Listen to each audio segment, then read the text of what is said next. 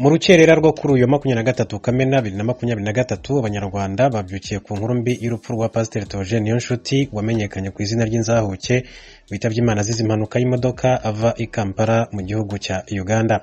Murumuna we witwa Uwarugira Emmanuel akaba yahamije itangazamakuru ko Pasteur Theogene yitabye Imana ubwo yavaga muri Uganda mu murimo w'Imana. Impanuka yabaye ari kumwe n'abandi bantu bagera kuri 3, babiri bahise bapfana nawe, naho umuririmbyi witwa Donna arakomereka bikabije, ubu akaba ari muri koma. Ati nibyo yitabye Imana, ati ndi kwerekezayo, ati ngo menye ibyo ari byo, ati yayikoze impanuka ari kumwe n'abandi bantu bagera kuri 2, umwe nawe ahita yitaba Imana mu gihe undi we yahise ajya muri koma. Ati gusa nawe biri kuvuga ko yitabye Imana. Amakuru yizewe avuga ko yari yagiye kubwiriza muri Uganda, bakaba bakoze impanuka rero bari ku ruhande rwo muri Uganda. Urupfu rwa nyakwigendera rwamenyekanye mu cyerera rwo kuri uyu munsi. Yari mu rugendo ava muri Uganda agana mu Rwanda, aho imodoka yarimo yagonzwe n'ikamyo mu birometero nka 4 hafi y'umupaka wa Gatuna. Mu bo bari kumwe bitabye Imana harimo umuhanzi w'indirimbo zimbaza Imana Ntezimana Donna wari inshuti ye magara. Itorero rya ADEPR ryanganishije umuryango wa nyakwigendera mushumba mukuru w'itorero rya Pentecote mu Rwanda ADEPR Pasteur Ndayizeye Isaie yamirije ikinyamakuru rya Kadomo.com ko inkuru y'itabaruka rya Pasteur Niyonshuti ari impamo. Yagize ati amakuru niyo ati Imana yamutwaye. Pasteur Ndayizeye yavuze ko iki ari igihe kitoroshye ku itorero n'abakristo muri rusange kuko babuze umuntu w'ingirakamaro. Yakomeje agira ati ni ukwihanganisha umuryango ndetse n'itorero muri rusange kuko yari umuvugabutumwa ufite umumaro mu buryo butandukanye mu gihugu cyacu. Ati Imana yaramuhamagaye, atariko ubuhamya bwe bwari ubutumwa buvuga ko Imana ihindura amateka y'umuntu igatanga ubuzima bushya. Nivuga butumwa ryo gukura abantu mu biyobyabwenge. Ati Imana yamukoreshaga mu buryo bukomeye cyane. Iyi nkuru yababaje abantu benshi. Ati yaragikeneye mu murimo n'igihugu. Ati turihanganisha umuryango n'abakristo bose, ati bakomere mu gihe twitegura gahunda yo kumuherekeza. Pasteur Niyonshuti Theogene yari umushumba muri paruwasi ya ADEPR Kamuhoza mu itorero rya Muhima. Ivuga butumwa rya nyuma ryagutse yarigaragayemo ku itariki ya 17 Kamena 2023 n'igiterane yatumiwemo cyiswe in his dwelling, bisobanuye mu buturo bwe, cyahuriranye no kwizihiza isabukuru y'imyaka igera kuri 5 ya Zion Temple Ntarama. Yashakanye na Uwanyana Asia, babyaranye abana bagera kuri 4 ndetse kandi bari bafite abandi benshi cyane bareraga biganjemo abo yakuye mu buzima bwo ku muhanda. Pasteur Niyonshuti yari umugabo rero wahindutse ahindura n'abandi. Mu buhamya bwe Pasteur Niyonshuti yivugira ko ari umwe mu bakozi b'Imana batarya iminwa iyo bigeze ku ngingo ijyanye no kuvuga ubuzima bw'ibyo banyuzemo. Ubusanzwe avuka mu muryango ukomeye, ariko nyuma ya jenoside yabayeho mu buzima bwoye bwatumye ayoboka inzira yo kwicira inshuro. Muri ubwo buzima rero yaratunzwe no gukora mu kinamba, ndetse kandi warangaraga amuri hafi yasangaga amutwaye umuzigo we. Nyuma yo kurambirwa n'ubwo ubuzima bwo gushakira amahoro mu rumogi ndetse n'ibindi, muri 2003 nibwo rero yafashe umwanzuro wo kwakira agakiza, ndetse yarakigahagazemo yemye kugeza atabarutse. Nyuma yo kwimarira mu gakiza yasubiye ku muhanda akurayo bamwe mu bo yahasize, ahindurira ubuzima, ndetse kandi bamwe abafasha kwiga imyuga, abandi abafata nk'abana be. Nika dukomeze rero twihanganishe umuryango wa Pasteur Theogene Niyonshuti Inzahuke, hanyuma tuvuge ngo bakomere cyane, kandi nawe turizera neza ko Imana amahoro iza kumwakira mu bwami bwayo. No hakurya mu ihema 1 2 3 twese hamwe 1 2 3 ngobera umuntu umwe nkubwira kuntu mumbwirira umuntu umwe basi umubwira ngo ntucike mwana, ntucike itumubwira icyo umufasha ngo iyo umuntu ahuye na Yesu umutima uracya. Mugutumya mubwirize umumbwirira ngo iyo umuntu ahuye na Yesu umutima uracya. Tutere haleluya 1 2 3 Imana ishimwe cyane, Imana ishimwe. Munkurikire ntago umutima upfa gucya iyo umuntu ahuye na Yesu. Hari ibintu bitatu akorera umutima wo bahuye. Ijambo rya mbere amuhomora igikomere cy'agahinda, ijambo rya kabiri amuhomora igikomere cy'amateka, ijambo rya gatatu amuhomora igikomere cy'ibyaha. Kandi ibyo byose, yaba ari agahinda, yaba ari amateka, yaba ari iminsi, zaba ari struggle, ibyo byose bituma abantu bamwe bakoresha ibiyobyabwenge. Bakoresha ibiyobyabwenge. Gahinda ni kabi. Gahinda ni gatinya kwambaye ikoti na karuvati. Agahinda Skagahinda kaguherekeza, kakajya kakuganiriza, kakaguhugura, ukabona ko igisubizo ari ugufata icyuma, wa mugani wa Fande, ariko usekura icyuma agahinda kagaseka, kakavuga ngo icyuma kiragushiramo naho nagiye, kakongera kakakujwigiriza. Agahinda ni kabi. Gahinda karakongoza ngo fata ganja mwana, ntukabe umurezi Imana, ugacoma ganja azagushiramo. Agahinda kakakubwira ngo ndacyahari. Muvuge ngo agahinda ni kabi, ariko Yesu niwe wenyine. Oh haleluya! Yesu niwe wenyine ugera mu mutima akomoramo igikomere cy'agahinda akakuzuza amahoro. Mumumera amashyi, mumushimire. Yesu yaravuze ngo yemwe abarushye n'abaremerewe muze musange ndabaruhura. Ni Yesu we. Kandi naratangaye, hariya hari abaganga bari gupima umuvuduko, bari gupima ibiki ntumbaze. Mwese nizere ko mwaciye hari, ariko nta muganga uri hariya wapima agahinda. Oya nimubwira baciyeyo agahinda bakabapimye. Nimuca mubabwire ngaho mwadukujeho kabisa. Nta muganga uhari upima agahinda. Mumutubarize. Washyiramo igipimo agakuramo akazunguza, akavuga ngo nawe ufite agahinda gapima 39. Hari uwo mwabona suretse Yesu niwe wamenye uduhinda tw'abantu.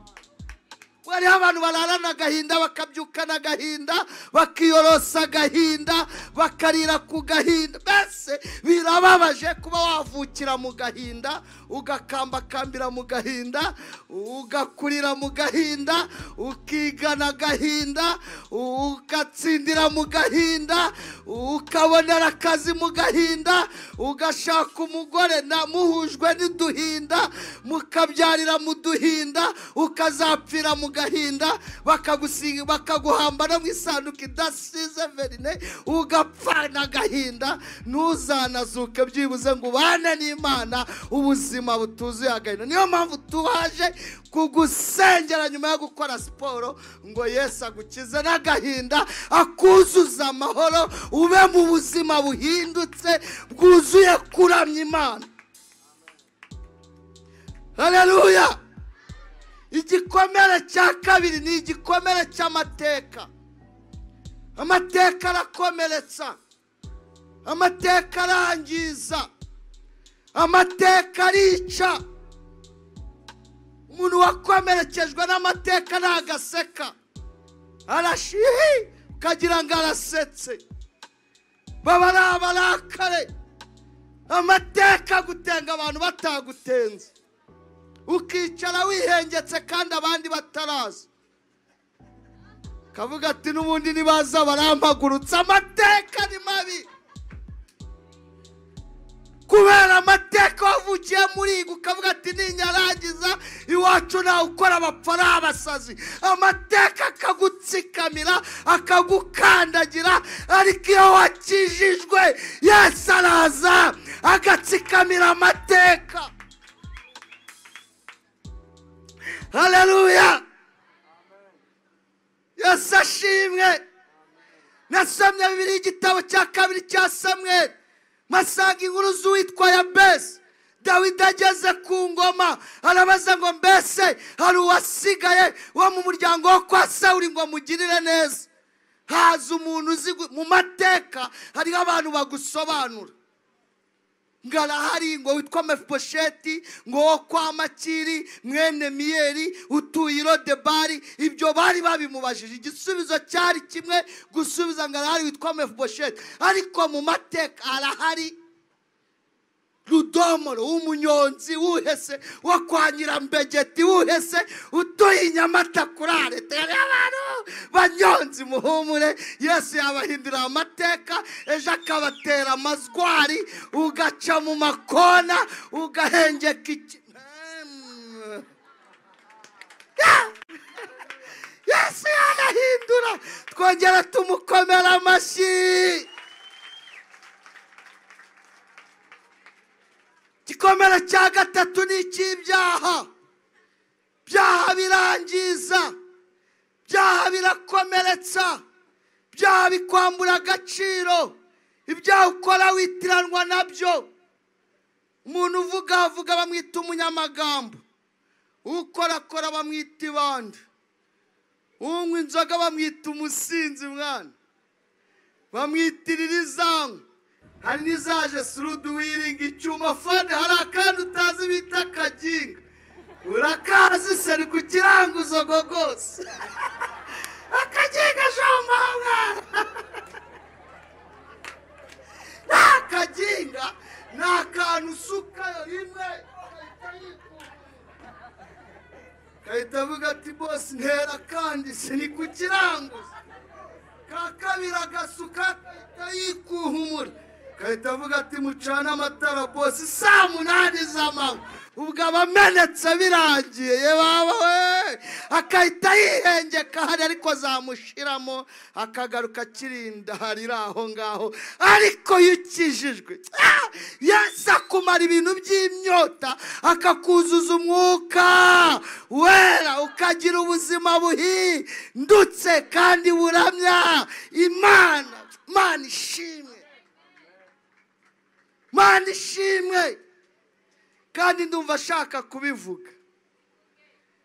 uzi ko nanjye narindara mwana, nanjye narindara we. Yesu yanyamaye ibi bikomere ko ari bitatu: gikomere cy'agahinda, gikomere cy'amateka, gikomere cy'ibyaha. Mana yanabaye ndi mayibobo Nyabugogo. tumva ngo nari mayibobo ukagira ngo navukiye mu buzima bubi. oya, navukiye mu buzima bwiza. Viye na Meri mwana babaga i Kigali, urumva mwana navukiye i town mu murwa katikati city. najyaga ku ishuri n'imodoka nkagaruka n'imodoka, nanywaga igikoma bandirimbira kirimo amata kugira ngo nyinywe. wowe uri gukurura mu gikatsi naryaga umukati usize bureba, weho n'ivoka n'ikidenji gabwana. narifite akagare k'udupine dutatu nabaga ndi gukataho mu gipangu, we wikuruza ku mutumbatumba. twajya mu cyaro, abana bo mu cyaro bakarwanira kunkoraho kugira ngo bumve kuna akana k'i Kigali kavuga. navugaga nk'abandi, nuko navugaga uburimi bakagira ngo niko abanyakigali bavuga. ariko umubwiriza aranditse aravuga ngo iby'isi byose ni ubusa, ibintu birashira. njye nahuye n'ikibazo gikomeye. amateka jenoside yakorewe abatutsi muri 1994 yaraje itwara inshuti, abavandimwe, imiryango yanjye, ubutunzi birashira birarangira. mu minsi 100, mu mezi 3 nisanga ku muhanda ndi mayibobo. urumva ari nde wari kunyomora igikomere cy'agahinda? urumva ari nde wari kunyomora igikomere cy'amateka ntagizemo uruhare rwo guhitamo aho mvukira? urumva ari nde wari kusangaho nararaga ingange n'izindi ndara, kambwira ngo haracyari ibyiringiro, kandi umuryango inshuti byari birangiye bamaze kwicwa ndaho